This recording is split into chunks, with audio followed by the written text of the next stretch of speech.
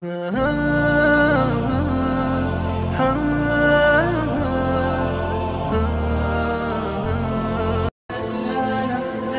for watching. Don't forget to like, comment, share and subscribe to صدر محترم اور حاضرین جلسہ اور مشفق و مربی اساتذہ کرام اور حکمان نظام، آج میں اولیاءان باصفا، شہیدان عشق و وفا، وارثان بلال اور سرافل آزادی کے تذکرے کی سعادت حاصل کر رہا ہوں، جن کا قلب و جگر اسلام کی عظمت سے معمور تھا، جن کے چہرے پر عزم و استقلال کی کرنیں جلوے فکر تھی، جن کا دل جذبہ جہاد سے سرشار تھا، جنہوں نے اپنی پوری زندگی اسلام کی سربلندی اور اعلیٰ کلمت اللہ کے لیے وقف کر دی، جن کی ایک تاریخ ہے، جن کی ایک داستان ہے، جنہوں نے ہر دور میں اسلام کی آبیائی کی ہے اور چمستان اسلام کی طرف بڑھنے والی ارباب سموم کی راہ میں دیوار آہنی اور صدر سکندری کا تحائل ہو گئے۔ حضرات، میری مراد اس سے علماء دیوبند ہے۔ آج بھی جب کوئی علماء دیوبند کو تنقید کرتا ہے، جب علماء دیوبند کو کوئی چیلنج کرتا ہے تو علماء دیوبند اس چیلنج کو قبول کرتے ہیں۔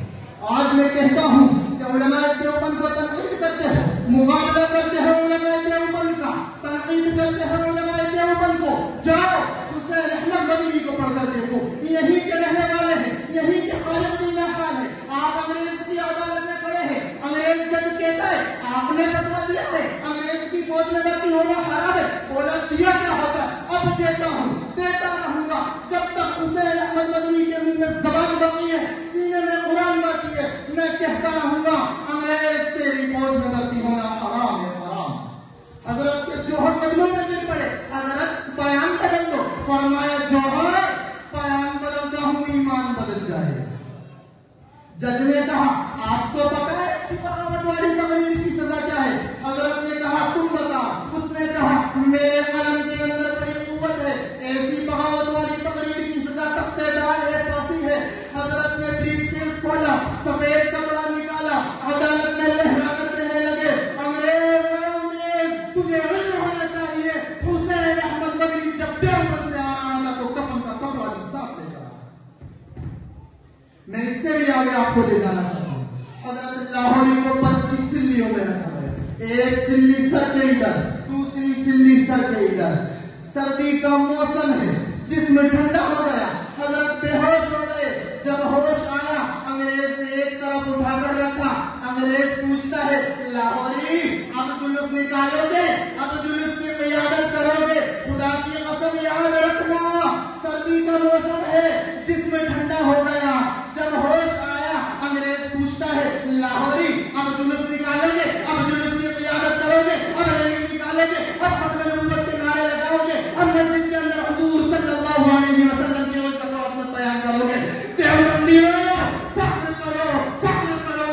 حضرت لاہوری کہنے لگے انگریز میری بات سن لے، میرا جسم ٹھنڈا ہو چکا ہے اور میرا ایمان پہلے سے بھی زیادہ گرم ہو چکا ہے، میں کیا بیان کروں؟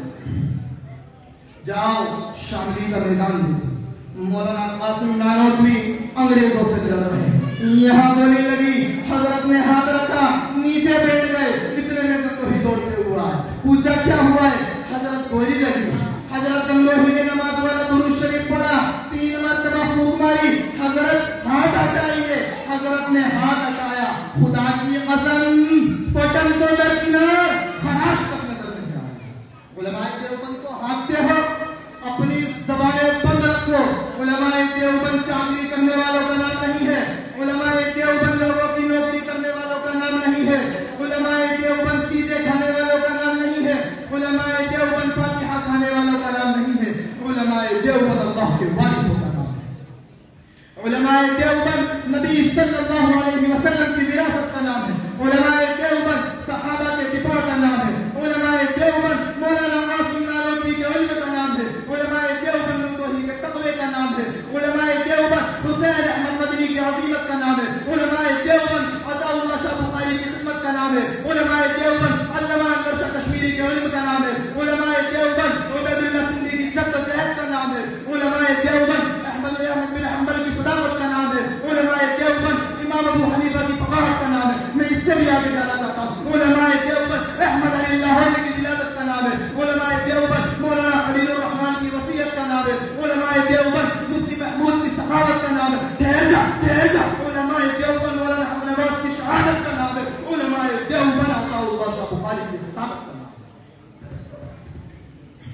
حضرات سامعین کرام، آمنہ کی لال کی نبوت پر کوئی ڈاکہ ڈالے، آپ کو علم نہیں ہے ان علماء کا تعلق کن کے ساتھ ہے؟ ان علماء کا تعلق شیخ الہند رحمت اللہ علیہ کے ساتھ ہے، جنہوں نے مالٹا کی جیلوں میں بیٹھ کر قرآن مجید کے ترجمے لکھ کر سیدنا یوسف علیہ السلام کی سنت کو سنا۔